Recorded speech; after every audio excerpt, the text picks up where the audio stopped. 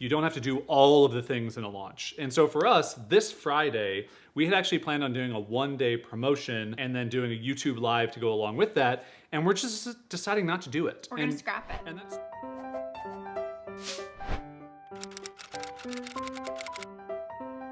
kind of an interesting thing to think about here. Caroline, if that is your real name. Is that your real name? That is my real name. 10 weeks we've been doing this show.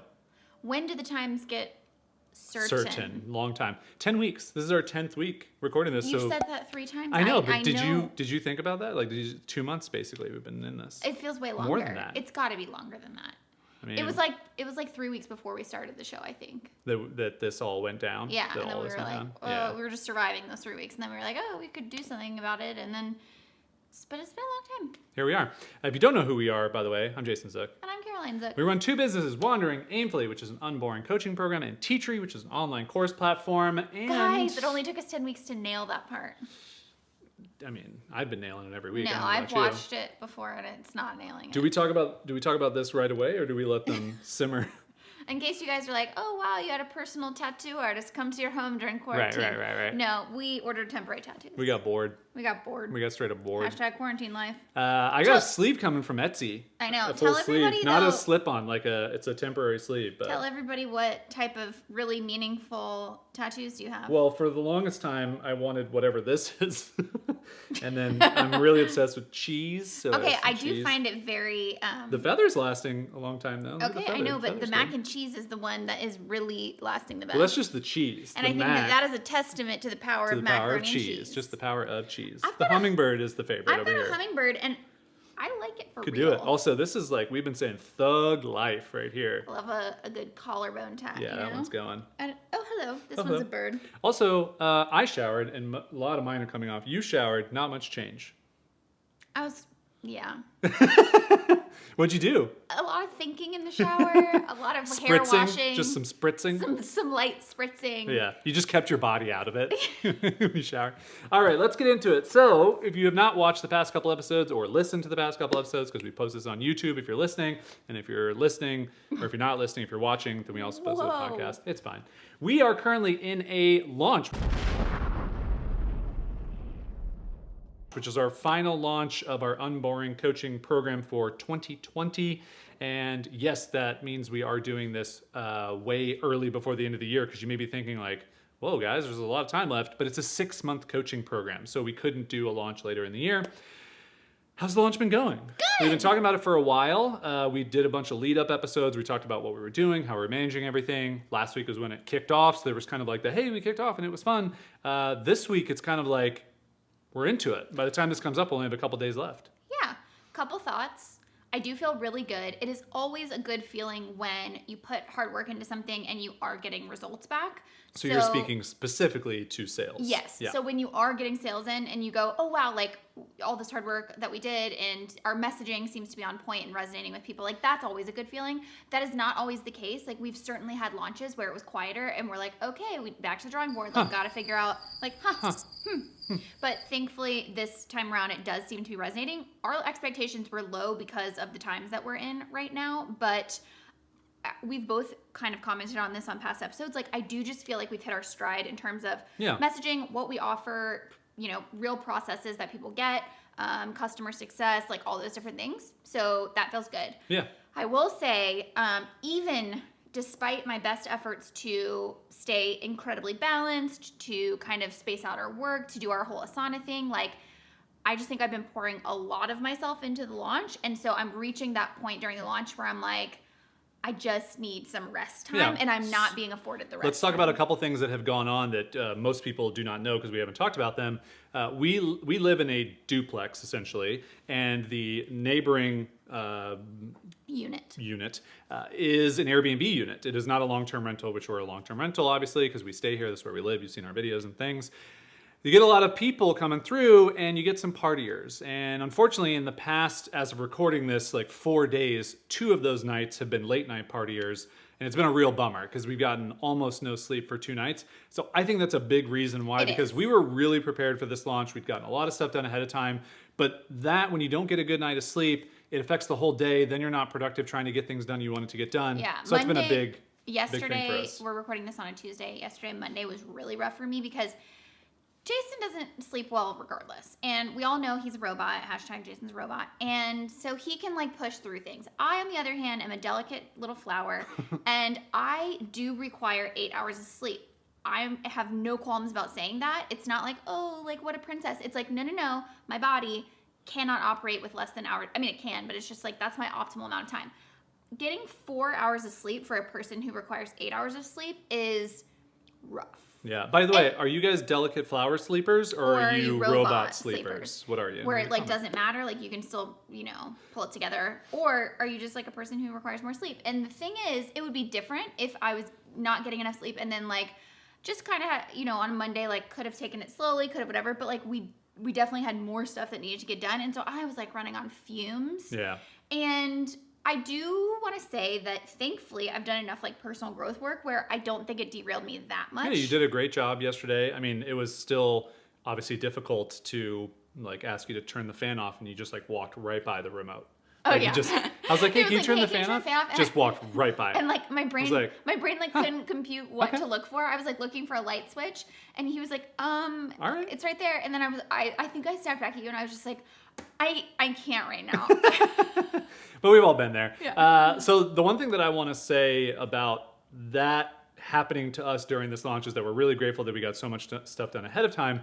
But it's also led us to, which is what I think I'm going to title this episode, which is you don't have to do all of the things in a launch. And so for us, this Friday, we had actually planned on doing a one-day promotion and then doing a YouTube live to go along with that. And we're just deciding not to do it. We're going to scrap it. And that's twofold. Number one, I would say it's more because of how you feel right now. And we just don't need to pile something else on your plate. Like the energy that will take, the effort it will take from you, it is not worth whatever return we would get financially, which is very important to us to not just go after money and push through and do whatever you can. At all costs. We're always asking ourselves, like, great, like we're not demonizing money, like go get those sales, like go. And this is going to be our last launch of the year, so we kind of need to get as many as we can get. But always not at the expense. Exactly. Always ask yourself, what is the trade-off for going after those extra sales? And for us, the trade-off right now is, listen, we met our goal. I had a second part. Don't steal my thunder. Okay. Also, why doesn't it steal the lightning? Don't steal my lightning. Let's change it. Don't steal my lightning. Guys, stop stealing my lightning. The second part of this is we always have a low goal and a high goal for a launch. Pro tip for you, if you're selling anything, and especially during a launch, have a low goal and a high goal. It sets your expectations. You can try and achieve the low goal with everything that you do. And if you hit the high goal, that's wonderful. But you're not aiming for the high goal. You're aiming for the low goal. So we set a low goal many weeks ago when we were on a walk. We hit that low goal, which is awesome. Ping.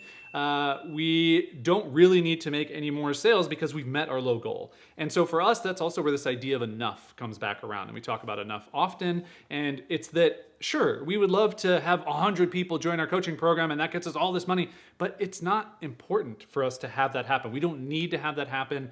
We've made enough money with this launch, so we are good to go. So we don't need to do the extra thing. So I think that's just one really important thing that most people selling things won't tell you is that it's okay to not cram every idea and every opportunity and every money-making thing into a launch. Sometimes you can remove something if you hit your goal, and that's great. You can move on. Yeah, so that you can take a step back and actually enjoy what you're doing. Like, I don't want to end this launch and be like, first of all, go off the grid so we're not even talking to our new members. That is what I want to avoid. Like we've already talked about, like loosely, we're going to take a week off just to like kind of decompress. But during that week, I still want to be in Slack, talking to our new members, getting them excited. It'll be the week after our May session, so people will be doing the homework and things. Like that is important to me, to not go to the edge to such a degree that I then want to throw up my hands and go, I don't want to work on my business. Yep. Some might call that burnout. I don't want to get to that point.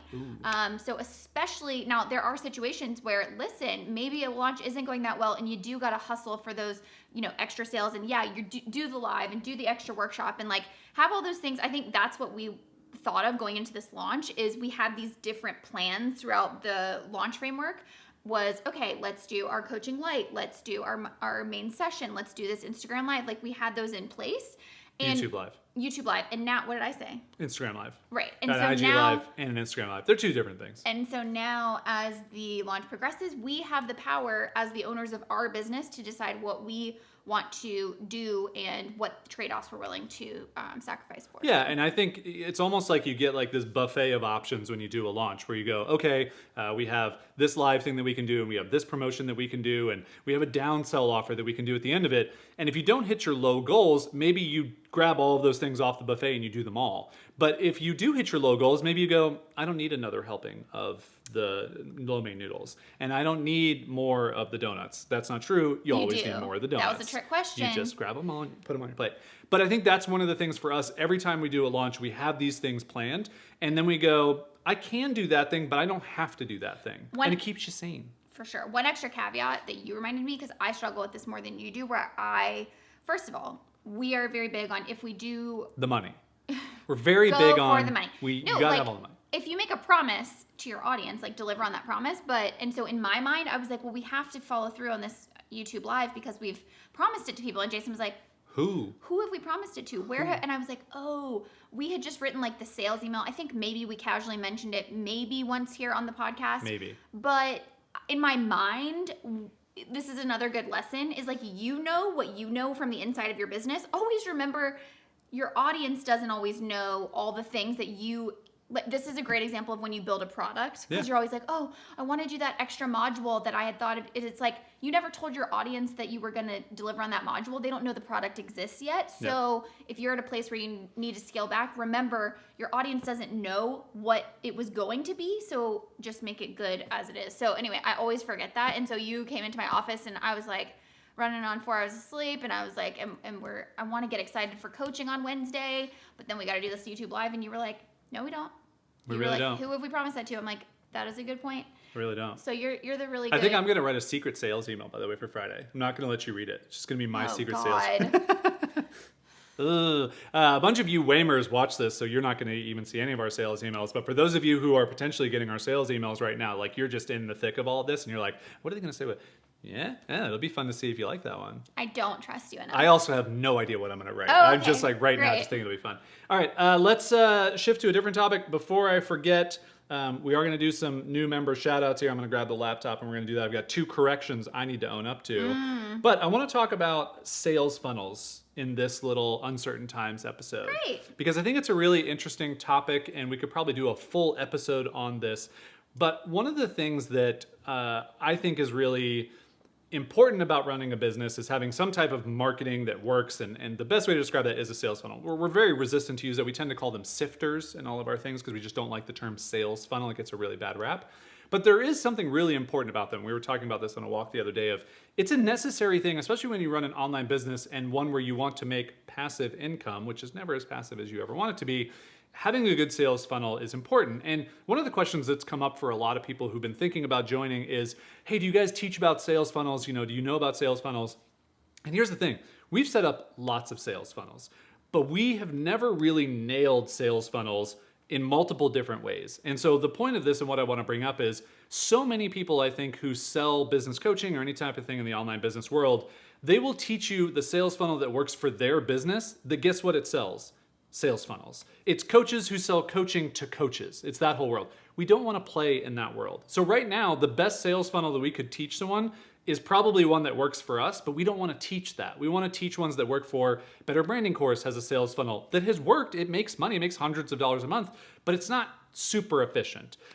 We've got a really small one for the Get Sponsorships course that still exists, and there's just a couple of these. The Hand Lettering course has a little sales funnel, but I don't feel like we've nailed it. Yeah. And I don't actually know what defining nailing it means. I think that's the other thing that we really want to get some clarity on, because I think that definition changes for each project because of how much time we can put into it, because again, not totally passive income. Yeah, I mean, I would just, on top of that though, I give us a little bit more credit in that, first of all, I did realize that... Oh, I didn't want that to come off that we don't know what we're doing. No. I just meant more of, no, I think we're not honest. ready to teach that to people Exactly. yet, because we don't feel like we got this. Like we do with building email lists, doing marketing, setting up marketing bridges, writing copy on your website, getting your product in line, delivering good customer service, like all those things, we've nailed this in content creation, we've got it.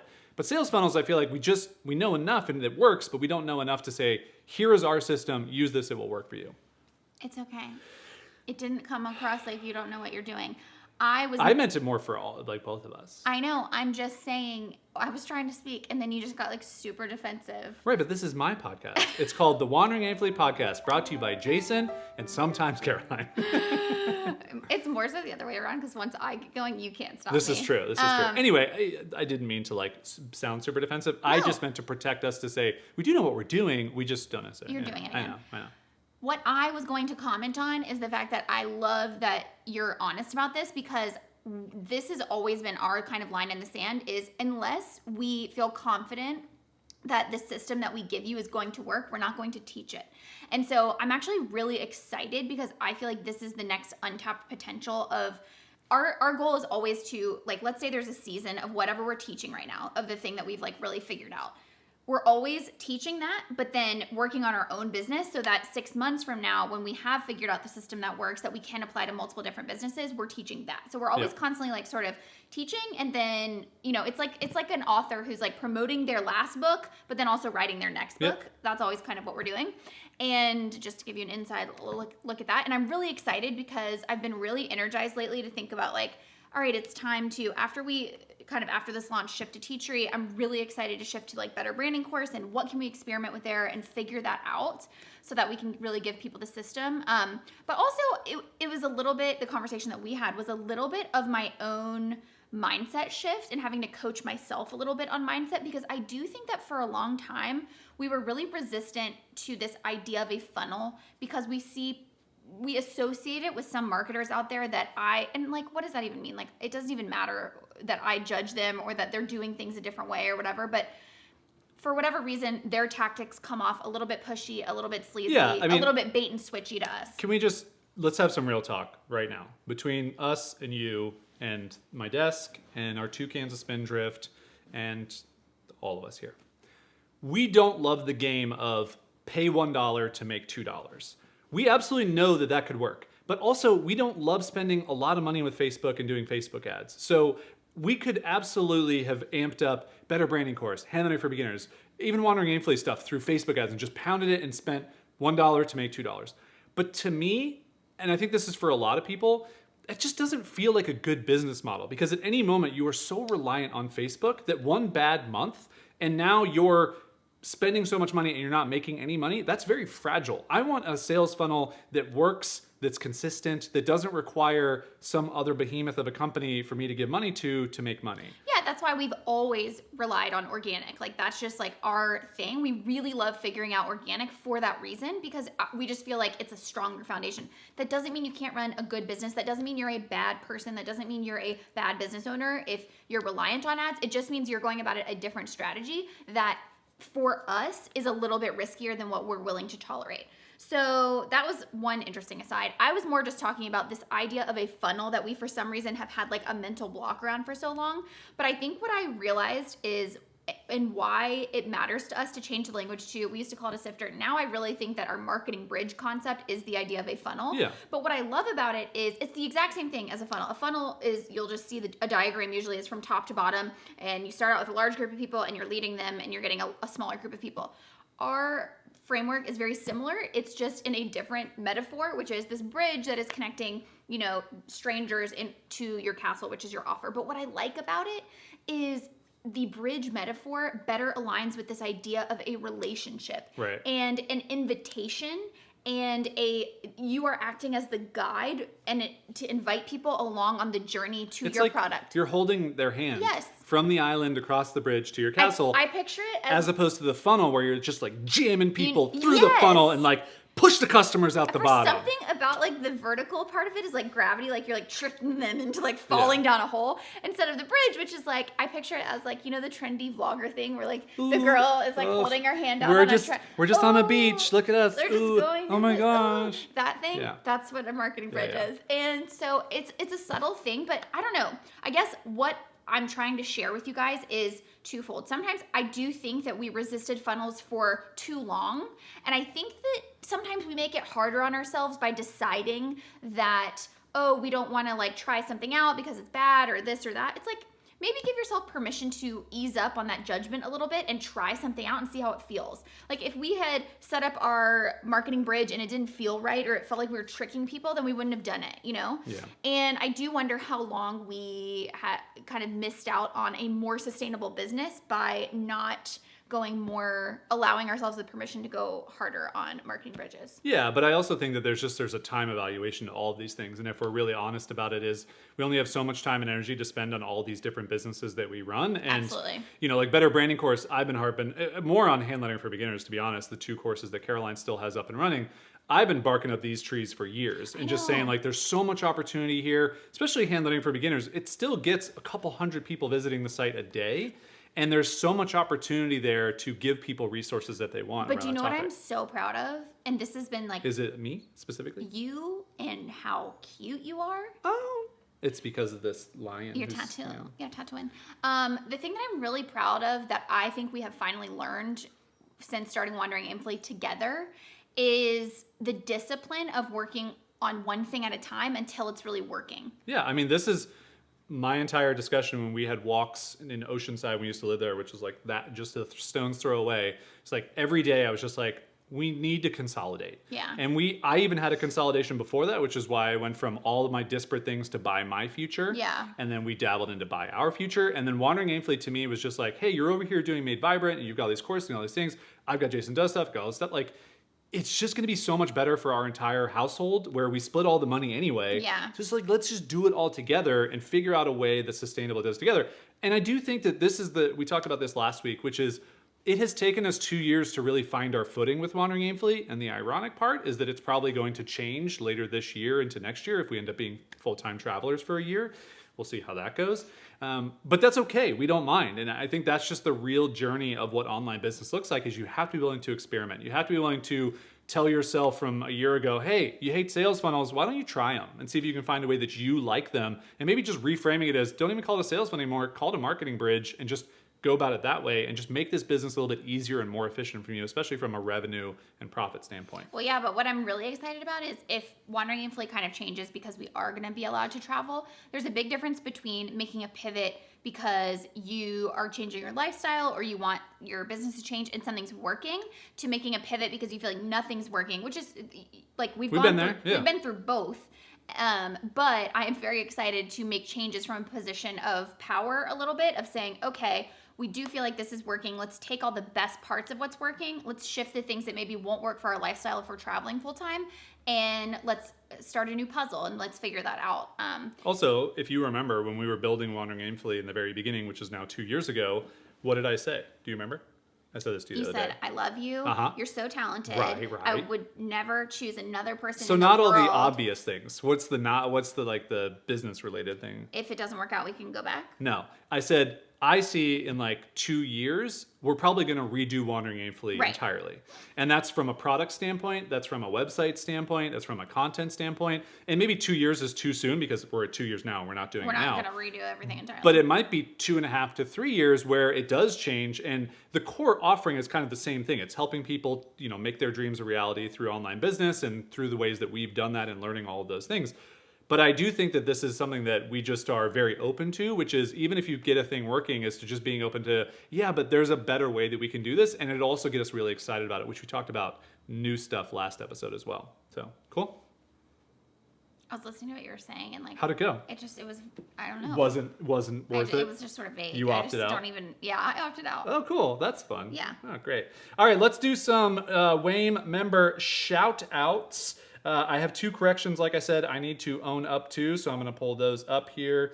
We're obviously not going to shout out all of these things, so you're going to be able to see a little bit of my laptop. Did you remember where we left off last time?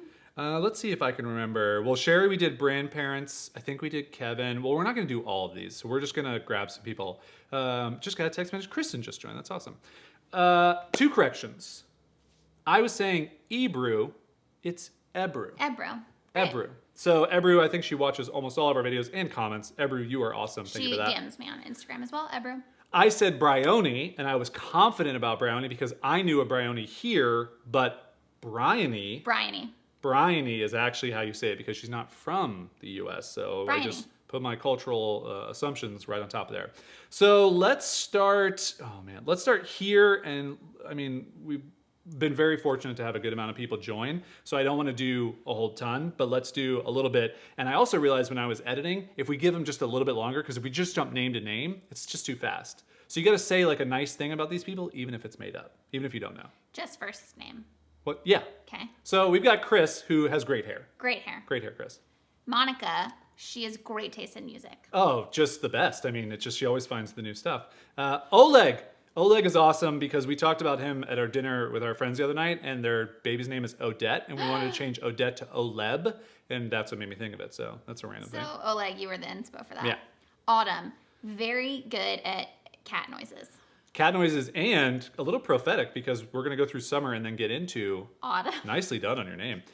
Tori, I mean, Tori, who could have thought it, that she would do what she's done? You know what I mean? Can you believe what she's done? It's amazing. Yeah. It's unbelievable. Yeah. Jenny is the 2-time world champion saltine cracker eater. Wow. Yeah. She did not say that. It's a little known fact. She didn't say that in her intro. It's a little known fact about Jenny. She didn't say that. She didn't mention it. She's a little nervous about to tell people. Yeah. Jamie has this incredible thing she can do with her pinky. It's like this weird, I can't do it, obviously. Well, obviously. Because it's just a crazy thing. You guys have to look it up on YouTube. I think there's a video of Jamie doing this. Yeah. Yeah. Cheryl Uh-huh. has been... Oh, that's her last name, which you just put out on blast on the internet. So I'm going to beep that out. No one would have known. It's a word. No one would have known. Yeah. You put her on blast. Right. Well, now I just bleeped it out. So now she's a lot of macaroni and cheese in quarantine, and we support I just beeped it out again, just so you know, because you keep saying what is her last name. So what does it sound like? She's been... Matter now that we've gone that far. All right, we're going to do 2 more. And then we'll continue next time. Deanna is, I mean, listen, here's the thing about Deanna. Yeah. No one knew that she would be able to pull off what she's been able to pull off. Been able to pull off in the short amount of time, too. I know. Like, it's just... And she came all the way from where from the she bottom. was. She came from the bottom. She is the Drake song. And then she went all the way from the bottom to the top. To the top. She did it. All right, last one. And finally, Pauline, who is very loosely related to Pauly Shore. Oh, wow. And it's like a 6th cousin thing? It's like a 6 degrees of separation from Pauly Shore, but... Is she embarrassed about it? Or nope, is she embraces it. Really? Yeah. She's a real 90s baby.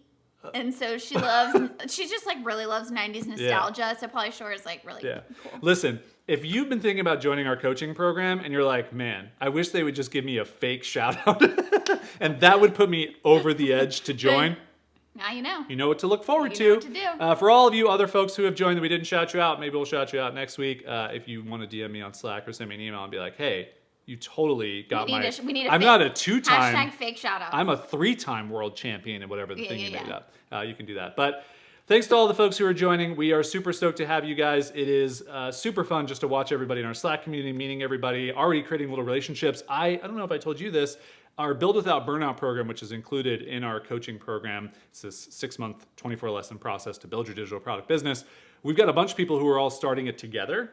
And they've created their own little group, which is really fun. So this is like the little group of people, which if you're someone who's just like, oh, I just wish I had like a small accountability group to go through this thing, could be something to look forward to. But I just love when those little things happen.